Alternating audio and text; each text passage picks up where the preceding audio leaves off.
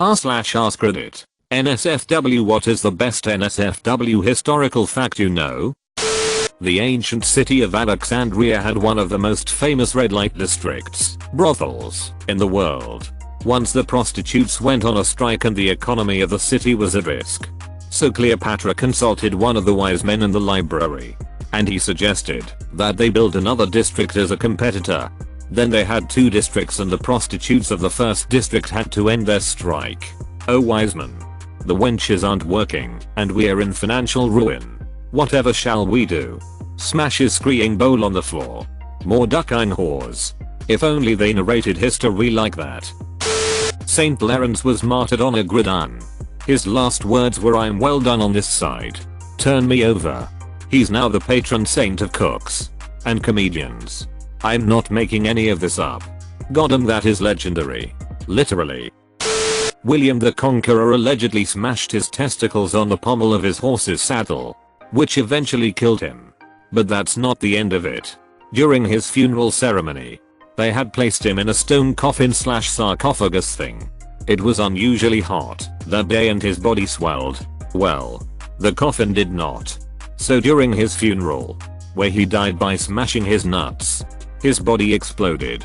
That poor tyrant just couldn't be put into the ground fast enough at the time.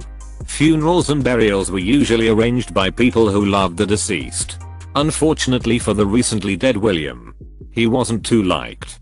He died campaigning against his own son and nobody really wanted to put on his funeral. And so his dead and disgustingly fat body laid naked in a medical facility in Rouen for some time until some random knight took it upon himself to conduct the funeral. Little did the knight know when he took the task, but William was to be buried in Keene, which is about 70 miles away. So the knight decided to try to embalm the king himself, though I'm sure he winged most of it and found that most of his flesh and intestines were ripe with decomposition.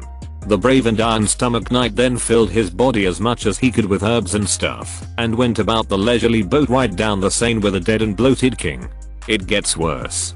By the time they got to Keene, the intestines started to liquefy and filled the abdomen with putrid gas, and so a second embalming took place.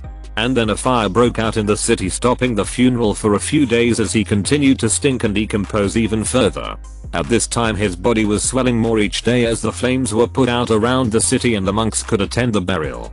Finally, it was funeral time. Right? Wrong. A legal dispute broke out over whether the church was built on the land of a local farmer. Bring in the 11th century lawyers. Fortunately, it was only about a week before they had decided that the church was legally built on the land and that William could be buried there. Good news for all. The bloated and liquefying body of William the Conqueror was finally getting a funeral. The monks started pushing him into his sarcophagus and then they were about to put him into the ground. But wait. There's more. The gravitigas didn't make the hole big enough. Suspending the funeral to widen the hole would take a whole day. But it was a combination of the residual heat from the recent fires and the putrid stench coming from the body of William the Conqueror's body forced the monks, gravitigas, lawyers, iron-stomached knight and a few nobles to take a calculated decision. Dig a wider hole or stuff the bastard, because he was called William the Bastard before Conqueror. Get it? Into the hole. They shoved. He exploded. His guts, liquefied intestines and organs, blood, hit, grey matter and visceral fats shot over and covered everybody brave enough to call themselves attendants to the funeral of William of Normandy. Some say that this is no way to treat a dead body, even by 11th century standards. Some say that he was a tyrant and treated everybody like shit, and so the honor and dignity of a respectful funeral isn't needed here. However, I say, albeit I'm just some dude on Reddit, that this was one final duck you to anybody around him. I think that on some level, William would have wanted to explode over everybody like that. Because he was a cruel and spiteful person who generally regarded people as beneath him. Good on him. He treated people in death exactly as he did in life, a burden who will ruin your day, no matter how much you tried to help. Edit. I'm fully prepared for the pro-am historians to peck holes into this stream of consciousness here. I'm too drunk to taste this chicken. This is the story that got me into European history. My history teacher was a miserable person. but she knew exactly what to do to get certain kids interested. Roman Emperor Commodus had an harem of 300 women and men, and spent most of his time there. If you had a harem that size, you'd do the same. Trust me, you'd find spot to hide away from the harem after 2 years. The first vibrating toy was diesel powered. BRRRRTTRRTTRTTRTT. What's that noise? Oh. That. Nothing. Just my wife's treatment for hysteria. Is she ducking an A10? Belarus WWII, a high-ranking Nazi officer, had a brothel/concubine set up. Obviously. Not consensual. Well, some of the ladies didn't like the situation. And didn't like Nazis. So they put a landmine under his mattress. I call it the Belarusian space program. Still safer as a space program than my death-trap machines I make in KSP. Who needs symmetry when you can have even more acceleration? Not so much as historically as biblical. According to the Bible, right when Jesus is getting arrested by the Romans, a random unnamed naked guy just runs past everyone. He is never mentioned again, and it is unknown why they even put in the Bible. It's Mark 14:51-52 if you want to check it out. He's probably going to be a key character in the second coming. It's one of those Chekhov's guns things. So the commie guy was actually onto something. Mathematician Kurt Gödel suffered from mental illness and was paranoid he was going to be poisoned. He would only eat food his wife had prepared for him. In 1977, she was hospitalized for 6 months and could no longer prepare his food. In her absence, he refused to eat and eventually starved to death. He only weighed 65 pounds when he died. He couldn't have made himself a goddamn sandwich? You fool.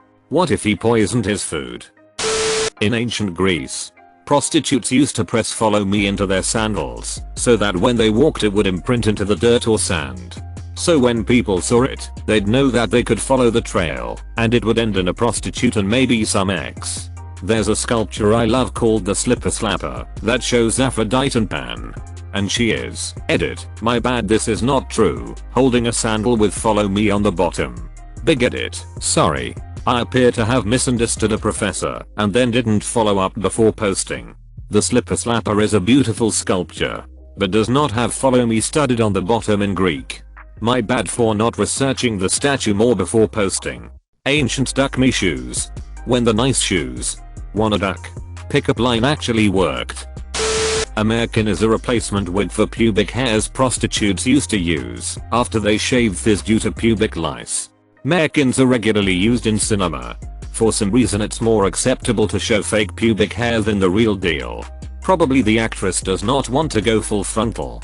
I thought it was for historical accuracy, as women today tend to shave more than in the past. George Washington, in his youth, was a handsome, strapping young man that all the women and officers' wives wanted to screw. Our founding father was a bit of a poon hound. I heard he had like 30 goddamn beans. Had a pocket full of horses. 18th century Empress of Russia Catherine the Great employed foot ticklers to turn her on. Her furniture had actual peens on it. Carved furniture peens. A lady I can respect. For that if nothing else. Define actual. The one about Gandhi regularly group bathing. Group sleeping/cuddling. And getting strip teases and lap dances from really young women. One of which was his grand, or great-grand, I can't recall, niece, to test his exhale restraint, or whatever. Lol. Gandhi was a huge unt. That's why he nooks everybody. In the war for Texas independence against Mexico, after the Battle of the Alamo, there was this Mexican woman who was a spy for Texas. Nicknamed the Yellow Rose of Texas, she went and seduced the Mexican General Santa Anna. And while they were hooking up, the Texans did a surprise attack and slaughtered many Mexicans and won the war. Probably got some facts wrong lol. WTF. They didn't teach me this in 4th grade Texas history. I was told that he was just sleeping. I was told that he was just sleeping. Yeet. With some whore. Hitler had the hots for his niece Jelly Rorbel, 17, 23 years old, who was found dead in her bedroom after she shot herself in the chest with his own gun, noting the fact that she lived with him until 1931. There are a lot of controversial aspects to that story, but also a lot of interesting pieces of information. Some historians speculate that they had a bizarre relationship and that probably she was the love of his life. He mourned her death for a week locked in her bedroom, denied food and wanted to kill himself. After that he kept her room as a shrine and kept her memories with him until near his death. So weird when banging your underage niece isn't the worst things you did in life. TBH, I'm starting to think this Hitler guy might not be so great. In 2017, Oscar Wilde was among an estimated 50,000 men who were pardoned for homosexual acts that were no longer considered offenses under the Policing and Crime Act 2017. The act is known informally as the Alan Turing Law. Not that it matters to Mr. Wilde now, but 130 years is a long time to wait to have your name cleared.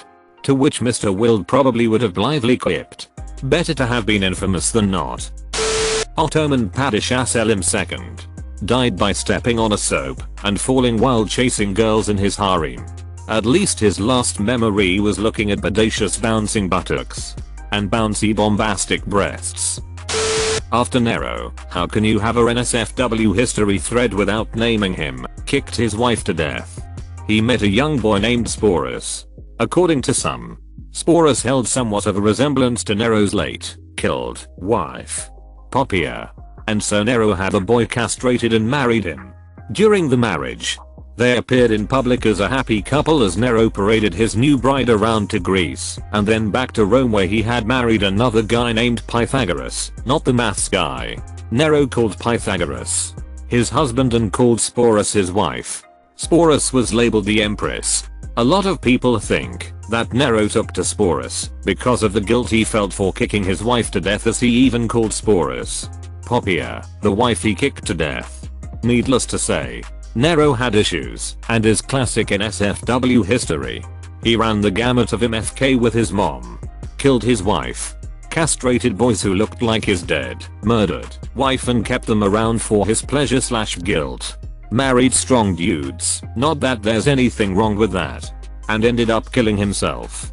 I'm positive a lot of his history is propaganda, and I recognize how mental illness still goes diagnosed in today's world.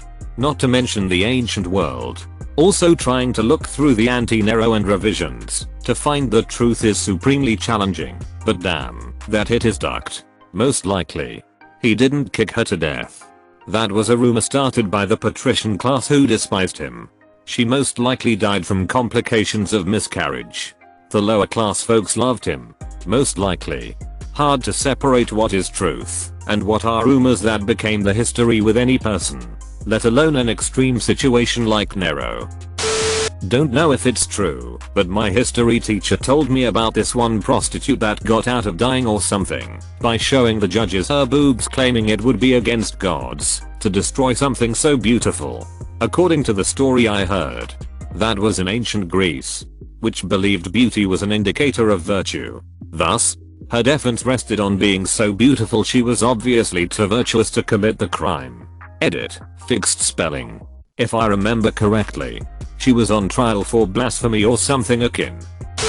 Fath Ali Shah Qajar, second king in Qajar dynasty in Iran, about 200 years ago, had 160 wives.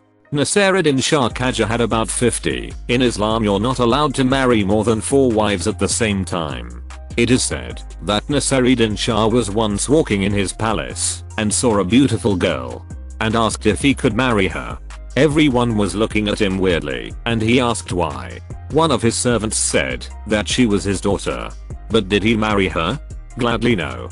I can't bear the fact that he had so many wives. Don't want to add incest to it. Ducking like and subscribe.